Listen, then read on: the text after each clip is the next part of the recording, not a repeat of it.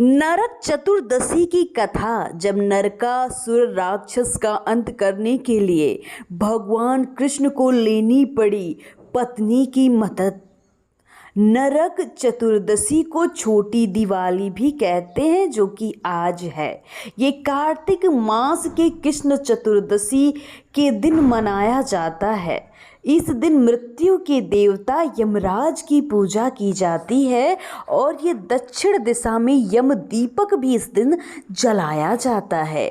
दक्षिण दिशा में यम दीपक जलाने से यम देवता आपके परिवार के लोगों को अकाल मृत्यु से बचाते हैं। नरक चतुर्दशी की कथा क्या है और क्यों मनाई जाती है नरक चतुर्दशी? नरक चतुर्दशी कार्तिक मास की चतुर्दशी को कहते हैं। इसे छोटी दीपावली, दिवाली या छोटी दिवाली, रूप चौदस, नरक चौदस, काली चौदस के नाम से जाना जाता है। कार्तिक मास के कृष्ण पक्ष की चतुर्दशी के दिन भगवान कृष्ण ने नरकासुर नामक राक्षस का वध किया था, इसलिए इस दिन नरक चतुर्दशी मनाई जाती है। उनकी जीत का उत्सव भी दीप जलाकर मनाया जाता है, इसलिए इसे छोटी दिवाली कहा जाता है। आइए आपको बताते हैं कि नरक चतुर्दशी की कथा क्या है, कैसे भगवान श्री कृष्ण ने किया नरकासुर राक्षस का अंत।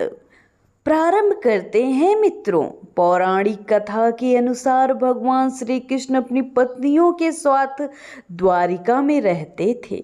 एक दिन देवराज इंद्र भगवान कृष्ण के पास आए और कहा, हे कृष्ण, दैत्यराज भौमासुर के अत्याचार की वजह से देवतागण त्राही त्राही कर रहे हैं।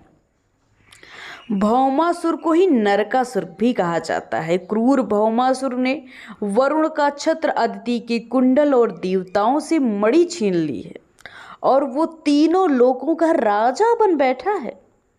भौमासुर ने पृथ्वी के कई राजाओं और अजन की कन्याओं का हरण किया है, उनको बंदी गृह में डाल दिया है। कृपा करके इन तीनों लोगों को उस क्रूर राक्षस से बचाइए प्रभु।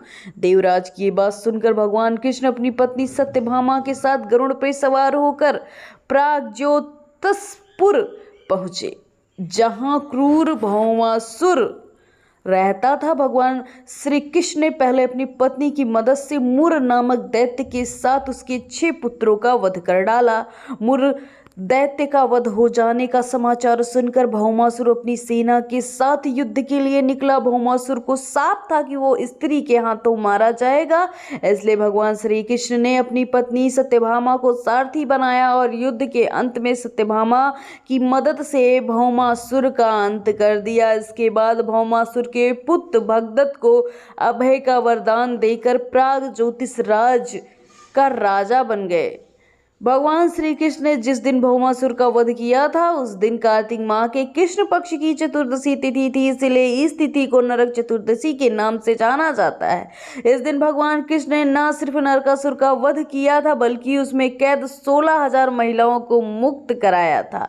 इसी खुशी के कारण उस दिन दीपक जलाए जाते हैं और चारों तरफ दीपदान किया जाता है। नरकासुर की मृत्यु के बाद भगवान श्री कृष्ण के शरीर पर पड़े रक्त के छींटे को साफ करने के लिए उन्होंने स्वयं तेल से स्नान किया था। यह वही वजह है, तब से हमेशा शरीर पर तेल स्नान उनको कराया जाता है और उपटन भी लगाया जाता है।